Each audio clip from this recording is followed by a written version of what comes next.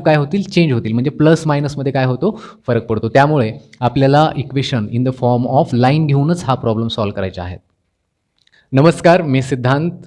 पुन्हा एकदा आपल्या यूट्यूब चॅनलवरती आपलं स्वागत. आज आपल्याला लिनियर इक्वेशन इन 2 व्हेरिएबलमधली क्रॅमर्स रूल शिकण्याआधी डिटर्मिनंट ही मेथड शिकायची आहे.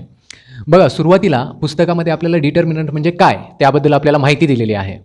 बघा, डिटर्मिनंट कसा लिहिलेला असतो. बघा, ह्या अशा 2 उभ्या रेषा आणि त्यामध्ये इलेमेंट्स असतात. बघा, ABCD यांना काय म्हणतो आपण, एलिमेंट्स. हे काय असू शकतात, नंबर्स असू शकतात. कुठलेही इंटिजरपैकी कुठलाही किंवा रॅशनल नंबरपैकी इरॅशनल नंबरपैकी कुठलाही एखादा नंबर असू शकतो. या डिटर्मिनंटमध्ये लिहिलेले जे नंबर्स असतात त्यांना आपण काय म्हणतो, एलिमेंट्स म्हणतो. आता इथे बघा, आडव्या ओळीमध्ये जे A आणि B लिहिलेलं आहे, बघा इथे दाखवलेलं आहे कंसामध्ये A, B. दुसऱ्या आडव्या ओळीमध्ये C आणि D लिहिलेलं आहे, बघा इथे कंसामध्ये दाखवलेलं आहे C आणि D. जे आडवे एलिमेंट्स असतात, ज्या आडव्या ओळीमध्ये आपण एलिमेंट्स लिहिलेले आहेत त्यांना आपण काय म्हणतो, रोज. तर हे 2 काय आहेत, रो आहेत, डिटर्मिनंटमधले रोज. दुसरं बघा, उभ्या ओळीमध्ये A आणि C आहे, बघा इथे कंसामध्ये दाखवलेलं आहे A आणि C, कॉमा. दुसऱ्या ओळीमध्ये उभ्या लाईनमध्ये B आणि D लिहिलेलं आहे. तर B आणि D लिहिलेलं आहे. तर B आणि D जे लिहिलेलं आहे त्याला आपण काय म्हणतो, कॉलम्स. म्हणजे उभ्या प्रकारे जे एलिमेंट्स आपण लिहिलेले असतात त्यांना आपण म्हणतो कॉलम्स.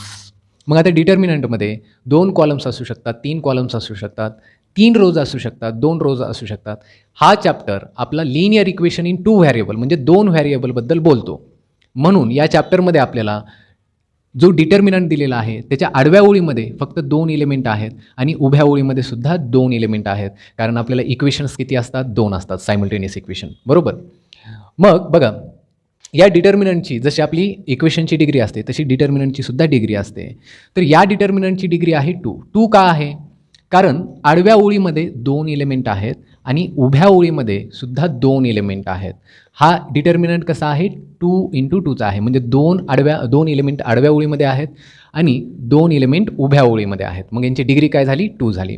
समजा एखादा डिटर्मिनंट असेल जिथे ABCDEFGHI अशा एंट्रीज असतील. तर बघा इथे रोज किती झाले, 3 रोज झाले. कॉलम्स किती झाले, तर 3 कॉलम झाले. या डिटर्मिनंटची तुम्हाला डिग्री जर सांगायची असेल तर डिग्री काय असणार आहे, 3. पण हे आपल्या चॅप्टरशी रिलेटेड नाही आहे, त्यामुळे या चॅप्टरमध्ये याबद्दल डिस्कस केलेलं नाही आहे. आपल्याला काय आहे, डिटर्मिनंट ज्याची डिग्री 2 असेल तोच आपण इथे विचारात घ्यायचा आहे. ठीक आहे. तर डिटर्मिनंटची या डिग्री काय आहे, 2 आहे. आडव्या ओळींना आपण रोज म्हणतो, उभ्या ओळींना आपण कॉलम म्हणतो. हा डिटर्मिनंट काय दाखवतो, बघा मॅथमॅटिक्समध्ये आपल्याला व्हॅल्यू काढायची असते, सोल्युशन काढायचं असतं, बरोबर.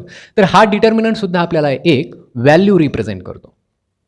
व्हॅल्यू काय असते, बघा व्हॅल्यू काढण्यासाठी एक क्रॉस मल्टिप्लिकेशनचा रूल वापरला जातो. बघा, Aच्या क्रॉसमध्ये काय आहे, D आहे. तर A आणि Dचं मल्टिप्लिकेशन घेतलं सुरुवातीला, A × D हे लिहिलं आपण. त्याच्यानंतर मायनसचं साईन लिहिलं आणि दुसऱ्या 2 एलिमेंट्सचे जे आडवे दिलेले आहेत, बघा C आणि Bचं मल्टिप्लिकेशन लिहिलं. तर आपल्याला काय करायचं आहे, A आणि Dचं मल्टिप्लिकेशन मायनस C × B, जी व्हॅल्यू येईल ती व्हॅल्यूच हा डिटर्मिनंट काय करत असतो, रिप्रेझेंट करत असतो. म्हणजे डिटर्मिनंट काय दाखवतो, एक व्हॅल्यू दाखवतो, सर्टन एलिमेंट्सचं क्रॉस मल्टिप्लिकेशनचं सबस्ट्रॅक्शन केल्याच्या नंतर येणारी व्हॅल्यू जी असते तो हा डिटर्मिनंट दाखवतो. बघा, समजण्यासाठी फॉर एक्झाम्पल आपण एक डिटर्मिनंट घेतलेला आहे. आता इथं कॅपिटल लेटर लिहिलेलं आहे. बघा, 9thला एक चॅप्टर होता सेट नावाचा. सेटमध्ये सुद्धा जे एंट्रीज असतात एलिमेंट्सच्या त्या काय दाखवल्या जातात, सेट रिप्रेझेंट करतो आपण कॅपिटल लेटरने. तर तसाच रूल आहे, मॅथमॅटिक्समध्ये एक रूल फॉलो केला जातो. कुठलाही डिटर्मिनंट तुम्हाला दाखवायचा असेल तर तो काय दाखवला जातो, कॅपिटल लेटरनेच दाखवला जातो. ABCD झेडपर्यंत जे काय असेल ते कॅपिटल लेटर्सच वापरतो आणि एलिमेंट दाखवण्यासाठी स्मॉल लेटर वापरले जातात इंग्रजीमधले. तर बघा इथे काय होणार आहे, या डिटर्मिनंटची जर तुम्हाला व्हॅल्यू काढायची असेल तर काय करावं लागेल, क्रॉस मल्टिप्लिकेशन करावं लागणार आहे. बघा इथं काय केलं होतं, फर्स्ट एलिमेंट × सेकंड कॉलममधला लास्ट एलिमेंट A × D. तर इथं काय करावं लागणार आहे, 3 × 1. बघा 3 × 1 लिहिलं मी. त्यानंतर काय आहे, सबस्ट्रॅक्शनचं साईन आहे. तर आपल्याला इथे काय द्यावं लागेल, सबस्ट्रॅक्शनचं साईन. त्यानंतर उरलेल्या एलिमेंट्सचं मल्टिप्लिकेशन B, इथे बघा C × Bचं मल्टिप्लिकेशन केलेलं आहे. तर इथं 2 × 4 करावं लागणार आहे. 2 × 4 म्हणजे काय होईल, 3 × 1 म्हणजे 3च, मायनस 2 × 4 म्हणजे 8. 3 मायनस 8 केल्याच्यानंतर मोठ्या नंबरचं आपल्याला साईन द्यावं लागतं आणि सबस्ट्रॅक्शन करा. 8मधून 3 गेले, किती उरले 5. म्हणजे या डिटर्मिनंटची व्हॅल्यू काय आलेली आहे -5. ठीक आहे. तर डिटर्मिनंट काय दाखवतो आपल्याला व्हॅल्यूज दाखवतो. ठीक आहे. प्रॉब्लेम समजलाच असेल. या पूर्ण चॅप्टरमध्ये म्हणजे या एक्सरसाइजमध्ये आपल्याला डिटर्मिनंटच्या व्हॅल्यू काढूनच एक्स आणि वाय व्हॅरिएबलच्या आपल्याला व्हॅल्यू काय करायच्या आहेत काढायच्या आहेत. म्हणून हे समजून घेणं महत्त्वाचं आहे. बघा दुसरा एखादा प्रॉब्लेम घेऊ. बघा बी इज इक्वल टू हेच नंबर्स घेतो मी, फक्त आपण काय करू साईन चेंज करू. काय होतं बघू. बघा 3 - 4 2 and 1. आता परत इथं काय होईल, एलिमेंटचं सेम क्रॉस मल्टिप्लिकेशन होईल.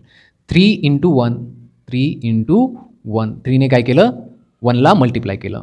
मायनसचं साईन आहे फॉर्म्युल्यामधलं, ब्रॅकेटमध्ये 2 × -4 2 गुणिले -4. बघा 3 × 1 म्हणजे काय येणार आहे 3. मायनसचं साईन जशाच तसं ब्रॅकेटमध्ये 2 × 4 केल्याच्यानंतर 4 कोणते आहेत ते आपले मायनसचे आहेत. मायनसचे 4 आहेत म्हणल्यानंतर एक नंबर आहे पॉझिटिव्ह, एक नंबर आहे निगेटिव्ह. म्हणजे आपलं मल्टिप्लिकेशन काय येणार आहे निगेटिव्हच येणार आहे. म्हणजे -8. बघा ब्रॅकेटमध्ये -8 आहे, ब्रॅकेटच्या बाहेर सुद्धा निगेटिव्हचं साईन आहे. म्हणजे निगेटिव्ह यांचं मल्टिप्लिकेशन काय होणार आहे पॉझिटिव्ह. म्हणजे काय येईल 3 + 8. 3 + 8 म्हणजे काय होईल 11. म्हणजे डिटर्मिनंट बीची व्हॅल्यू काय आली 11.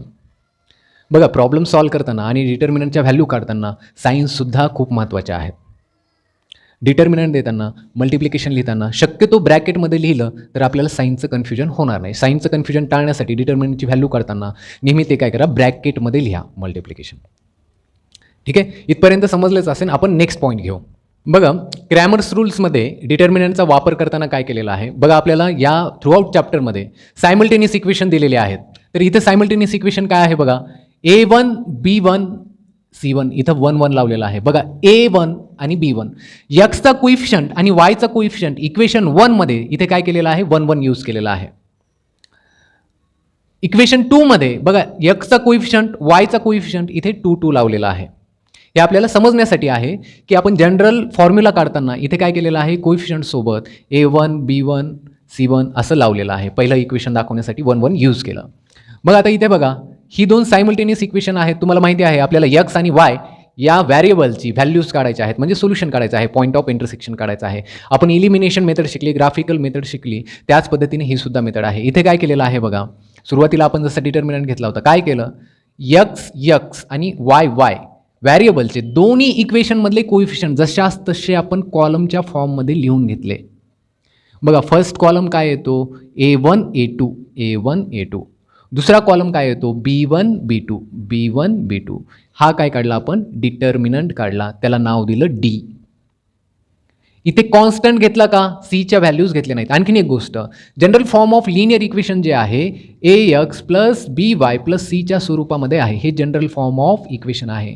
पण इथले जे इक्वेशन आहेत in the form of line आहेत, इक्वेशन ऑफ लाईन्स आहेत. ह्या जेव्हा C आपण इकडून काढून या साईडला लिहितो आणि व्हॅरिएबल इकडच्या साईडला असतात तेव्हा ते इक्वेशन ऑफ लाईन्स असतात. म्हणून असं कन्फ्यूज नाही व्हायचं की सीला इकडे घेऊन आपण सीच्या व्हॅल्यू या डिटर्मिनंटमध्ये टाकू, कारण साईनमध्ये फरक पडणार आहे.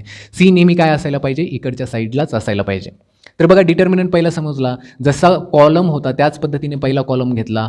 पहिल्या व्हॅरिएबलचे कोइफिशियंट पहिल्या कॉलममध्ये घ्यायचे, दुसऱ्या व्हॅरिएबलचे कोइफिशियंट दुसऱ्या कॉलममध्ये घ्यायचे. बघा आणखीन एक आपण डिटर्मिनंट काढला ज्याला आपण नाव दिलं D ऑफ एक्स व्हॅरिएबलसाठीचा डिटर्मिनंट. मग बघा एक्स व्हॅरिएबल आहे इथे घेतलेला आहे, पण या डिटर्मिनंटमध्ये एक्स व्हॅरिएबल सोबत असलेले कोइफिशियंटच्या ऐवजी बघा A1 A2च्या ऐवजी काय ठेवलेलं आहे C1 C2. हे जे कॉन्स्टंट आहेत दोन्ही इक्वेशनमधले ते आपण लिहिले इथे. म्हणजे एक्ससाठीचा जो डिटर्मिनंट आहे तिथे काय केलेलं आहे A1 A2च्या ऐवजी C1 C2 लिहिलं. बघा वरीच कॉलम आहे इथे A1 A2 होतं, तर इथे आपण काय केलेलं आहे C1 C2 लिहिलं. वायचे व्हॅरिएबल काय लिहिले जशाच तसे लिहिले, त्यांची जागा नाही चेंज केलेली. बघा वायसाठी काढलेला डिटर्मिनंट इथे बघा काय होतं एक्सचे कोइफिशियंट जशाच तसे आहेत आणि वायचे जे कोइफिशियंट होते बघा हे वायचे कोइफिशियंट आहेत आणि हे एक्सचे कोइफिशियंट आहेत. वायच्या कोइफिशियंट ऐवजी आपण तिथं काय लिहिलं C1 C2 हे कॉन्स्टंट लिहिलेले आहेत. म्हणजे वायचे कोइफिशियंट लिहिण्याऐवजी आपण काय लिहिलं तिथं कॉन्स्टंट लिहिलं. या डिटर्मिनंट काय करतो, एक व्हॅल्यूज रिप्रेझेंट करतो, बरोबर. आपल्याला माहिती आहे ह्याचं क्रॉस मल्टिप्लिकेशन करायचं आहे आणि सबस्ट्रॅक्शन करायचं आहे. क्रॉस मल्टिप्लिकेशन करायचं आहे आणि सबस्ट्रॅक्शन करायचं आहे. इथे पण क्रॉस मल्टिप्लिकेशन करायचं आहे आणि सबस्ट्रॅक्शन करायचं आहे. तर आपल्याला काय येतील, 3 व्हॅल्यूज भेटतील. मग आता व्हॅरिएबल कसा येणार आहे, व्हॅरिएबल कसा येणार बघा. व्हॅरिएबलसाठीचे हे 2 फॉर्म्युलेज आपल्याला एक्स्ट्रा कॅल्क्युलेशन करायचं आहे. ही फक्त डिटर्मिनंटची व्हॅल्यू आलेली आहे. मग यक्स व्हॅरिएबल काढण्यासाठी डी ऑफ यक्स म्हणजे यक्स व्हॅरिएबलसाठीचा जो डिटर्मिनंट काढलेला आहे आपण तो घ्यायचा, डिवायडेड बाय डिटर्मिनंट हा फक्त डीवाला, म्हणजे D of x divided by D जर केलं तर आपल्याला यक्सची व्हॅल्यू मिळेल. वाय व्हॅरिएबल काढण्यासाठी D Y divided by D जर केलं आपण तर आपल्याला काय भेटते, वायची व्हॅल्यू भेटते. तर हे सहज फॉर्म्युले आहेत, हे लक्षात ठेवणं गरजेचं आहे. इथून पुढच्या प्रॉब्लेममध्ये जो प्रॅक्टिस सेट आहे त्या प्रॅक्टिस सेटमध्ये पूर्णपणे हा डिटर्मिनंट आपल्याला वापरायचा आहे. बघा, प्रॅक्टिस सेट 1.3 मध्ये आपल्याला काही क्वेश्चन्स दिलेले आहेत. पहिल्या क्वेश्चनमध्ये आपल्याला एक ॲक्टिव्हिटी दिलेली आहे. बघा, एक सिंपल डिटर्मिनंट दिलेला आहे आणि आपल्याला ती ॲक्टिव्हिटी काय करायची आहे, सॉल्व करायची आहे. बघा, सुरुवातीला काय दिलं आपल्याला, इथं 3 मल्टिप्लाइड बाय ब्रॅकेट दिलेला आहे. ब्रॅकेटमध्ये आपल्याला व्हॅल्यू लिहायची आहे. 3 माहिती आहे तुम्हाला इथला आहे, म्हणजे ह्याच्यासोबत मल्टिप्लिकेशनमध्ये कोण येणार आहे, 5. तर इथं काय येणार आहे, 5. बघा, इथे 4 दिलेला आहे, म्हणजे हा नंबर आहे. ह्याच्यासोबत मल्टिप्लिकेशनमध्ये कोण येणार आहे, क्रॉसमध्ये असलेला नंबर जो की आहे 2. तर या ब्लँक स्पेसवर काय येणार आहे, 2. या ब्रॅकेटमध्ये काय लिहावं लागेल, 2. बघा, 3 × 5 काय येणार आहे, 15 आणि 2 × 4 तर दिलेलंच आहे 8 आणि त्यांचं सबस्ट्रॅक्शन पण आपल्याला दिलेलं आहे. इथे हा प्रॉब्लेम संपतो. बघा, सिंपल प्रॉब्लेम होता. आपल्याला फक्त काय लक्षात ठेवायचं होतं की क्रॉस मल्टिप्लिकेशन होतं आणि क्रॉस मल्टिप्लिकेशन हे लक्षात ठेवून आपल्याला काय करायच्या होत्या, त्या व्हॅल्यूज लिहायच्या होत्या. बघा, सेकंड क्वेश्चनमध्ये आपल्याला 3 डिटर्मिनंट दिलेले आहेत आणि त्या डिटर्मिनंटची आपल्याला व्हॅल्यू काढायची आहे. व्हॅल्यू काढण्यासाठी काय करणार, इथे ॲक्टिव्हिटीमध्ये ज्या पद्धतीनं क्रॉस मल्टिप्लिकेशन आणि सबस्ट्रॅक्शन केलेलं आहे तेच आपल्याला करावं लागणार आहे. ठीक आहे. तर बघा, सोल्युशनमध्ये काय करावं लागेल, गिवन डिटर्मिनंटमध्ये या 2 नंबरचा आधी आपल्याला क्रॉस मल्टिप्लिकेशन करावं लागेल. म्हणजे -1 × 4 फॉर्म्युल्यामधलं मायनस इंटू 2 × 7 2 × 7. बघा, हे ब्रॅकेटमध्ये लिहिलं. -1 × 4 म्हणजे काय येणार आहे, -1. हे निगेटिव्ह जशाच तसं. 2 × 7 म्हणजे काय येणार आहे, 14. बघा, दोन्ही पण नंबर निगेटिव्ह आलेला आहे, तुम्हाला माहितीच असेल. 2 निगेटिव्ह नंबर असतील तर तिथं काय होतं, ॲडिशन होतं. बघा, -14 अँड -1 काय होईल, -15. म्हणजे तुमचं आन्सर काय आलं, -15. या डिटर्मिनंटची व्हॅल्यू काय आली, -15. नेक्स्ट क्वेश्चन बघा, इथे काय दिलेलं आहे, 5 3 -7 अँड 0. सोल्युशनमध्ये तुम्हाला काय करावं लागणार आहे, क्रॉस मल्टिप्लिकेशन करायचं आहे. 5चं क्रॉस मल्टिप्लिकेशन होईल 0 सोबत, म्हणजे 5 × 0 फॉर्म्युल्यामधलं मायनस ब्रॅकेट -7 × 3 -7 × 3. बघा, या दोघांचं कधी पण क्रॉस मल्टिप्लिकेशन पहिले लिहायचं असतं आणि या दोघांचं क्रॉस मल्टिप्लिकेशन नंतर लिहायचं असतं. 5 × 0 काय होईल, 0 मायनस ब्रॅकेटमध्ये -7 × 3. बघा, 7 3 जा 21 आणि हे मायनस जशाच तसं. आता काय होईल, ब्रॅकेटच्या बाहेर एक मायनस आहे आणि ब्रॅकेटच्या आत एक मायनस आहे. मायनस इंटू मायनस काय होणार आहे, प्लस, म्हणजे लिहायची गरज नाही. तुमचं आन्सर काय आलं, 21. हीच काय आहे, डिटर्मिनंटची या व्हॅल्यू आहे.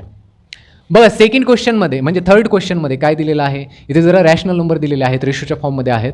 घाबरायचं काही कारण नाही, तुम्हाला मल्टिप्लिकेशन आलं पाहिजे फक्त. बघा, इथे पण काय आहे, सोल्युशन क्रॉसमध्ये 2 नंबर आहेत, ते पण काय आहेत, रॅशनल नंबर आहेत.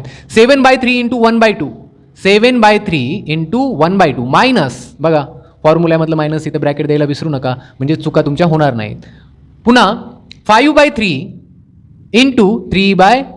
बघा, 5/3चं मल्टिप्लिकेशन कशासोबत केलं मी, 3/2 सोबत केलं. बघा, इथे मल्टिप्लिकेशन आहे म्हणजे न्यूमरेटर इंटू न्यूमरेटर, म्हणजे अंशामध्ये जो नंबर आहे त्या दोघांचं मल्टिप्लिकेशन होईल. डिनॉमिनेटरमध्ये जो नंबर आहे त्या 2 नंबरचं मल्टिप्लिकेशन होईल. इकडे पण काय होणार आहे, त्याच प्रकारे होणार आहे. 7 × 1 म्हणजे काय राहील, 7च. 3 × 2 म्हणजे काय होईल, 6 मायनस. बघा, 5 × 3 काय होणार आहे, 15 आणि 3 × 2 काय होणार आहे, 6. बघा, आपल्याकडं 2 रॅशनल नंबर आले ज्यांचा डिनॉमिनेटर काय आहे, सेम आहे आणि मध्ये काय आहे, सबस्ट्रॅक्शनचं साईन आहे. म्हणजे या दोघांना न्यूमरेटरमध्ये 7 आणि 5 जे आहे त्यांना एकत्र लिहून आपण डिनॉमिनेटर एकच देऊ शकतो. काय लिहिता येईल याला, 7 - 15 / 6. बघा, 7 मधून 15 मोठा नंबर जातोय म्हणजे आन्सर तुमचं काय येणार आहे, निगेटिव्ह येणार आहे. 7मधून 15 गेले तर निगेटिव्हमध्ये काय येतील 8/6. इथं काय होतं 8/6 म्हणजे डिव्हिजन होतं. 2 3 जा 6, 2 4 जा 8 म्हणजे काय होईल -4/3 हे तुमचं काय असेल आन्सर असेल. ठीक आहे, एवढे प्रॉब्लेम सफिशियंट होते डिटर्मिनंट कशा पद्धतीनं आपण सॉल्व्ह करून त्याची व्हॅल्यू काढू शकतो हे समजण्यासाठी. ठीक आहे, आपण नेक्स्ट क्वेश्चन घेऊ. आताचे जे पुढचे जे क्वेश्चन असतील ते आपल्याला सायमल्टेनियस इक्वेशनमध्ये एक्स आणि वाय व्हॅरिएबलचे आपल्याला व्हॅल्यूज काढायच्या आहेत. बघा प्रॅक्टिस सेट 3.1 मधला क्वेश्चन नंबर 3मध्ये हा पहिला प्रॉब्लेम आहे. इथे काय आहे आपल्याला 2 सायमल्टेनियस इक्वेशन दिलेले आहेत आणि त्या सायमल्टेनियस इक्वेशनमधल्या व्हॅरिएबलची आपल्याला किंमत काढायची आहे, म्हणजे सोल्युशन पॉईंट ऑफ इंटरसेक्शन आपल्याला शोधायचं आहे. तर कसं शोधणार आहोत बघा, आपण क्रॅमर्स रूल शिकलो. क्रॅमर्स रूलमध्ये आपल्याला डिटर्मिनंटचा वापर करूनच हा प्रॅक्टिस सेट सॉल्व्ह करायचा आहे. हा प्रॉब्लेम पण त्या पद्धतीनंच करायचा आहे. प्रॉब्लेम सॉल्व्ह करण्याआधी आपल्याला A1 A2 B1 B2 C1 C2च्या value बाजूला लिहून घेणं महत्त्वाचं आहे, म्हणजे काय होईल आपल्याला डिटर्मिनंट काढताना सोपं जाईल. बघा मी काय केलेलं आहे, पहिल्या इक्वेशनला नंबर 1 दिलेला आहे, म्हणजे इथं A1 B1 आणि C1 आहे. बघा A1ची व्हॅल्यू काय असणार आहे 3 A1, B1ची व्हॅल्यू काय असणार आहे 4, कोणते 4 मायनसचे 4, आणि C1ची व्हॅल्यू असणार आहे 10. बघा 3 व्हॅल्यूज मी साईडला लिहून घेतल्या. पुन्हा इक्वेशन 2मध्ये जे कोइफिशियंट आणि कॉन्स्टंट आहेत तिथं काय लावायचं आहे 2 लावायचं आहे, म्हणजे A2 = 4 असेल, B2 = 3 असेल आणि C2 = काय असणार आहे 5. ठीक आहे, आपल्याला या व्हॅल्यूज मिळाल्या. आता डिटर्मिनंटमध्ये माहिती आहे आपल्याला, डिटर्मिनंट कसा काढतो आपण, D = A1 A2 B1 B2. Determinant कसा काढायचा आहे A1 A2 B1 B2. बघा कॉलम जशा पद्धतीने लिहिलेला आहे तो कोणता आहे, एक्स व्हॅरिएबलचा पहिला कॉलम असतो, वाय व्हॅरिएबलचा काय असतो सेकंड कॉलम असतो. इथे ज्या आपण व्हॅल्यू लिहिलेल्या आहेत त्याच व्हॅल्यू या डिटर्मिनंटमध्ये ठेवायच्या आहेत. एची व्हॅल्यू काय आहे A1ची 3, A2ची काय आहे 4, त्याच पद्धतीने लिहा 3 and 4. बघा B1 B2ची व्हॅल्यू -4 and 3, -4 and 3 लिहिली. बघा आता काय करायचं आहे आपल्याला व्हॅल्यू काढण्यासाठी, इथे क्रॉस मल्टिप्लिकेशन करायचं आहे. तर क्रॉस मल्टिप्लिकेशन काय होईल 3 × 3, 3 × 3 एका ब्रॅकेटमध्ये लिहून घेतलं, फॉर्म्युल्यामधलं मायनस साईन लिहिलं, -4 × +4. बघा -4 × +4 काय होईल 3 × 3 9, मायनस जशाच तसं ब्रॅकेटमध्ये 4 × 4 काय होतील 16, पण कोणते मायनसवाले -16. बघा ब्रॅकेटमध्ये मायनस आहे आणि ब्रॅकेटच्या बाहेर मायनस आहे, मायनस इंटू मायनस काय होणार आहे प्लस होणार आहे, म्हणजे 9 + 16 म्हणजे तुमचं आन्सर काय येईल, डीची व्हॅल्यू काय येईल 9 + 16 म्हणजे काय होईल 25, म्हणजे डीची व्हॅल्यू काय आली आहे तुमची 25. बघा आता डिटर्मिनंट हा आपण काढून घेतला. आता डिटर्मिनंट कशासाठी काढायचा आहे एक्ससाठी, तर डी ऑफ एक्समध्ये एक्सचे जे कोइफिशियंट आहेत त्याऐवजी आपण काय लिहितो सी, जशाच तसा कॉलम लिहा. C1ची व्हॅल्यू A1च्या जागेवर, म्हणजे C1ची व्हॅल्यू A1च्या जागेवर, C2ची व्हॅल्यू A2च्या जागेवर, आणि हा कॉलम जशाच तसाच येणार आहे B1 B2. बघा म्हणजे कॉलम काय येईल आपला पहिला C1 C2 10 5, 10 and 5. B1 B2चा column जशाच तसंच राहील -4 and 3. आता काय करायचं आहे इथे आपल्याला क्रॉस मल्टिप्लिकेशन करायचं आहे. 3 × 10, बघा 3 × 10 ब्रॅकेटमध्ये, ब्रॅकेटच्या बाहेर मायनस फॉर्म्युल्यामध्ये. बघा -4 × 5, -4 × 5. आता काय होईल 10 × 3 म्हणजे 10 काय झाले 30, 5 × 4 काय होणार आहे 20, पण हे काय आहे मायनस म्हणून मायनसचे 20. पुन्हा ब्रॅकेटच्या बाहेर काय आहे मायनस, ते मायनस जशाच तसं. बघा 30 मायनस इंटू मायनस काय होणार आहे प्लस, आणि हे 20 जशाच तसे म्हणजे काय आलं इथं 50, म्हणजे डी ऑफ एक्सची व्हॅल्यू काय आली तुमची 50. ठीक आहे, आता डी ऑफ वाय काढण्यासाठी काय करायचं आहे, तर इथल्या वायच्या कोइफिशियंट ऐवजी आपल्याला काय लिहायचं आहे, हा कॉन्स्टंट लिहायचा आहे आणि A1 A2 जशाच तसाच लिहायचा आहे. म्हणजे काय होईल इथे A1 A2 C1 C2. A1 A2च्या values जशाच तशा 3 and 4 3 and 4. C1 C2च्या व्हॅल्यू लिहा 10 and 5. बघा आता काय करायचं आहे आपल्याला, क्रॉस मल्टिप्लिकेशन 3 into 5 3 into 5 लिहिलं, 4 into 10 4 into 10. दोघांमध्ये काय असेल, सबस्ट्रॅक्शनचं साईन येणार आहे. 3 into 5 काय येईल 15 मायनस 4 into 10 काय येणार आहे 40. म्हणजे इथे सबस्ट्रॅक्शन काय येईल -25. बघा छोट्या नंबरमधून मोठा नंबर मायनस करताना तिथे काय येईल, निगेटिव्हचं साईन येणार आहे. आता काय करायचं आहे, आता हे आपल्याला डी ऑफ वाय काढलेला आहे. बघा डीची व्हॅल्यू आली, डी ऑफ एक्सची व्हॅल्यू आली आणि डी ऑफ वायची सुद्धा व्हॅल्यू आलेली आहे. पण आपल्याला व्हॅरिएबल आलेले नाहीत. व्हॅरिएबल काढण्यासाठी आपल्याला काय करायचं आहे, x is equal to D of x divided by D. आता डी ऑफ एक्स म्हणजे काय करा, डी ऑफ एक्सची जी तुमची व्हॅल्यू आलेली आहे, डी ऑफ एक्स डिटर्मिनंट जो आहे त्याची व्हॅल्यू तिथे ठेवा. डी ऑफ एक्सची व्हॅल्यू काय आलेली आहे 50 आलेली आहे. डीची व्हॅल्यू काय आलेली आहे 25 आलेली आहे. 25 2 जा 50 म्हणजे इथं काय येणार आहे 2. म्हणजे एक्सची व्हॅल्यू काय आली तुमची 2. ठीक आहे. वायची व्हॅल्यू काढण्यासाठी काय करायचं आहे, y is equal to D of y divided by D. म्हणजे डी ऑफ वायची किंमत बघा काय आलेली आहे आपली -25 डिवायडेड बाय 25. 25 1 जा 25 25 1 जा 25. हे निगेटिव्हचं साईन जशाच तसं म्हणजे -1. वायची व्हॅल्यू काय आलेली आहे आपली -1. शेवटी आपल्याला एक ओळ लिहायची आहे, solution is x comma y is equal to, सुरुवातीला एक्सची व्हॅल्यू लिहा 2 कॉमा नंतर काय लिहा वायची व्हॅल्यू -1. ठीक आहे. तर अशा पद्धतीनं हा आपल्याला प्रॉब्लेम सॉल्व करायचा आहे. एकदम सुटसुटीत पद्धतीनं आपण जर कोइफिशियंट आणि कॉन्स्टंटच्या व्हॅल्यू लिहून घेतल्या तर आपल्याला कसं लिहायचं आहे आणि प्रॉब्लेम कसा सॉल्व करायचा आहे ते सुद्धा समजतं. ठीक आहे. तर अशा पद्धतीनं आपला हा प्रॉब्लेम इथे संपतो. आपण नेक्स्ट प्रॉब्लेम घेऊ. बघा क्वेश्चन नंबर 2 मध्ये आपल्याला 4x + 3y - 4 = 0 अशा पद्धतीने इक्वेशन दिलेलं आहे. म्हणजे हे इक्वेशन कसं आहे, जनरल फॉर्म ऑफ लिनियर इक्वेशनमध्ये आहे. सेकंड इक्वेशनमध्ये बघा कसं दिलेलं आहे 6x - 8 - 5y.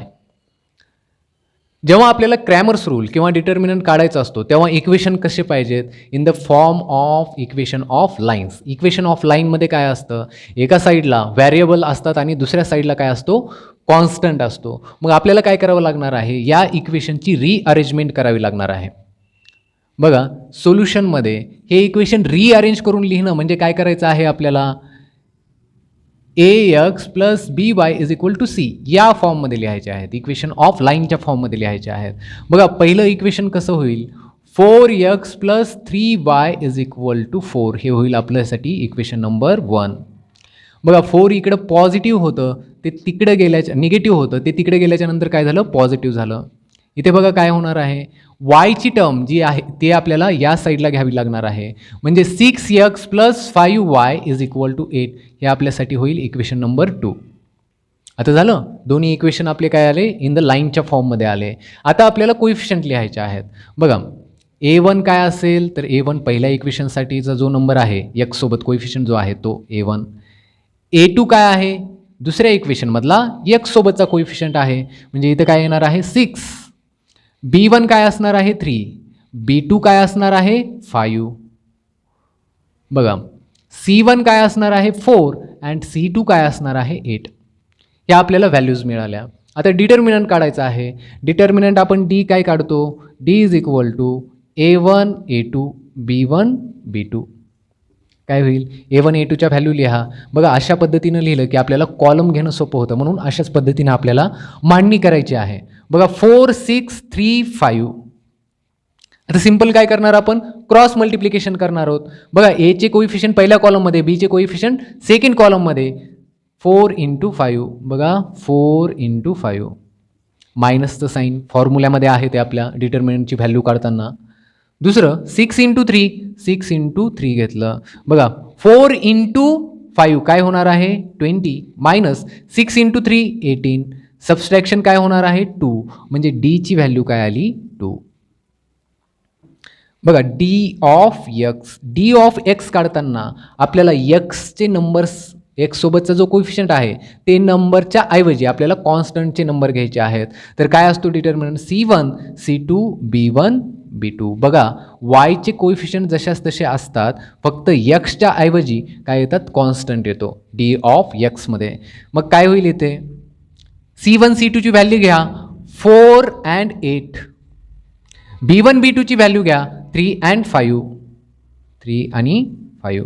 क्रॉस मल्टिप्लिकेशन करा 5 × 4 5 × 4 मायनस 8 × 3 8 × 3. 5 × 4 म्हणजे काय येईल 20 मायनस 8 × 3 काय येईल 24 म्हणजे काय येईल निगेटिव्हचे 4. डी ऑफ एक्स या डिटर्मिनंटची व्हॅल्यू काय आलेली आहे निगेटिव्हची 4 आलेली आहे. बघा काय राहिलं आता डी ऑफ वाय काढायचं राहिलं. डी ऑफ वायची व्हॅल्यू काढताना काय करायचं आहे आपल्याला एक्सचे कोइफिशियंट जशाच तसे A1 A2. आता वायच्या ऐवजी तिथं काय लिहायचं आहे वायच्या कोइफिशियंटच्या ऐवजी आपल्याला कॉन्स्टंट लिहायचे आहेत C1 C2. ठीक आहे.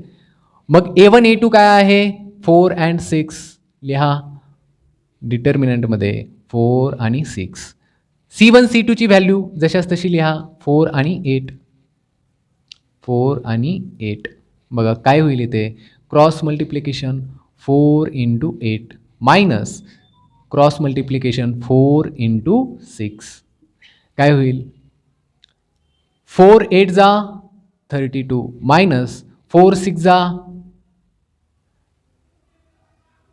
24 म्हणजे इथे सबस्ट्रॅक्शन होईल. सबस्ट्रॅक्शन काय येणार आहे 8 पॉझिटिव्ह 8.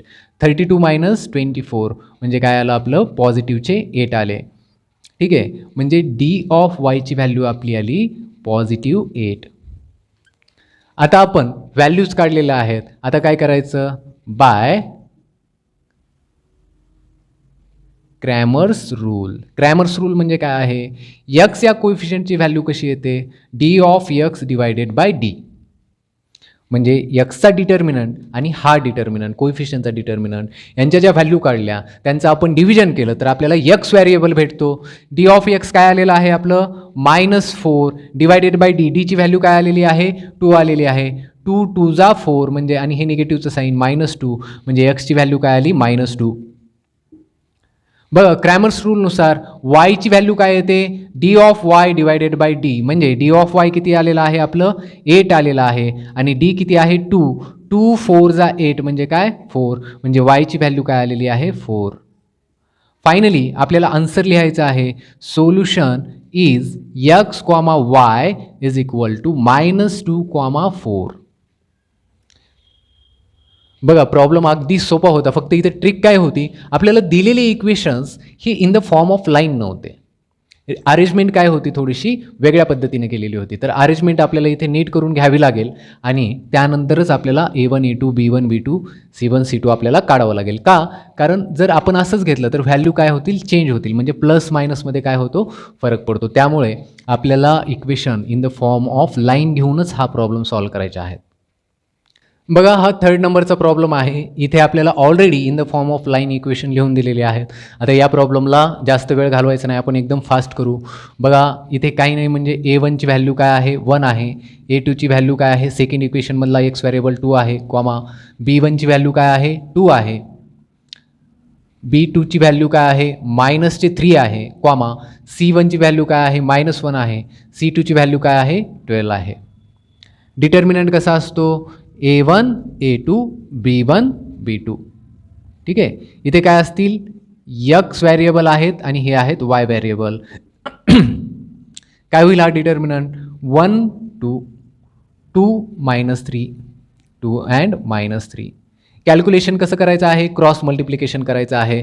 1 × -3 1 × -3 मायनस 2 × 2 2 × 2 केलं काय येणार आहे बघा -3 -2 × 2 म्हणजे काय येईल 4 बघा -3 -4 म्हणजे इथे काय होईल, मायनस मायनस नंबरचं ॲडिशन होईल. म्हणजे आपलं उत्तर काय येईल -7 म्हणजे डिटर्मिनंटची व्हॅल्यू काय आली -7.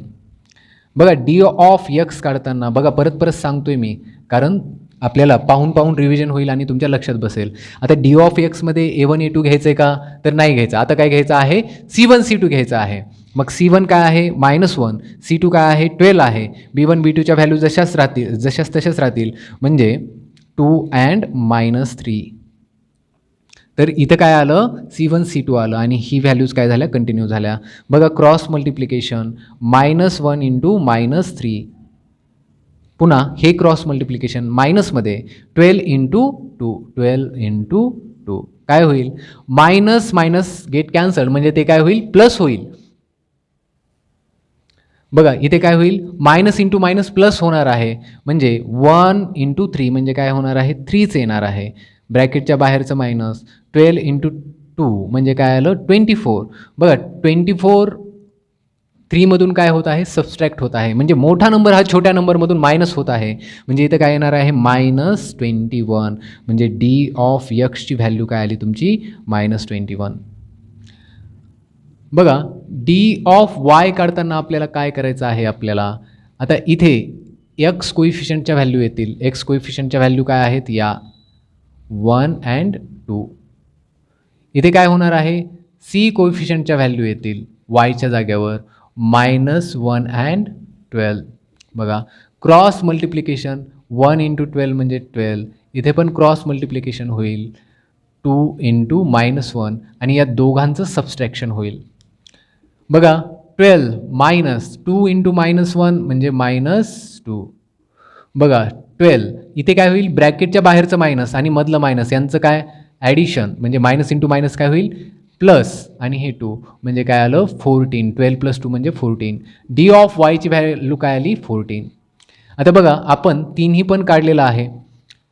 डी काढलेली आहे, डीची व्हॅल्यू आलेली आहे, डी ऑफ एक्सची व्हॅल्यू आलेली आहे आणि डी ऑफ वायची सुद्धा व्हॅल्यू आलेली आहे. आता काय करायचं आहे आपल्याला, बाय क्रॅमर्स रूल अप्लाय करायचा आहे. Cramer's rule by Cramer's rule काय सांगतो रूल, एक्सची व्हॅल्यू काढायची असेल तर D of x divided by D घ्या. डी ऑफ एक्स काय आहे आपलं -21 आहे, -21 घ्या डिवायडेड बाय डी. डी किती आहे -7 आहे, -7 घ्या. मायनस मायनस म्हणजे प्लस होईल. 7 3 जा 21 म्हणजे 3. एक्सची व्हॅल्यू काय आली 3. ठीक आहे. वायची व्हॅल्यू बघा, वायची व्हॅल्यू क्रॅमर्स रूल काय सांगतो, डिटर्मिनंट ऑफ वाय घ्या, D of y divided by D घ्या. डी ऑफ वाय काय आलेला आहे 14 आलेला आहे आणि डी किती आलेला आहे -7. बघा एक गोष्ट लक्षात ठेवा, कधी पण रॅशनल नंबरमध्ये निगेटिव्ह साईन हे डिनॉमिनेटरमध्ये जायचं नसतं. निगेटिव्ह साईन नेहमी काय द्या, न्यूमरेटरला द्या. म्हणजे -14 डिवायडेड बाय 7. आता डिव्हिजन करा, 7 2 जा 14 म्हणजे -2. वाय इज इक्वल टू काय आलं -2. मग शेवटी ओळ लिहायची आहे, solution is x, y is equal to 3, -2. हेच तुमचं काय असणार आहे, आन्सर असणार आहे. बघा या प्रॉब्लेममध्ये फक्त जरा जे कोइफिशियंट आणि कॉन्स्टंट आहे ते फक्त मायनस दिलेलं होतं. बाकीचा प्रॉब्लेम काय आहे, सोपा आहे. अशा पद्धतीनंच आपल्याला प्रॉब्लेम करायचे आहेत. तर चला मी इथंच थांबतो. नेक्स्ट प्रॉब्लेम 2च प्रॉब्लेम राहिलेले आहेत, ते आपण नेक्स्ट व्हिडिओमध्ये घेऊ.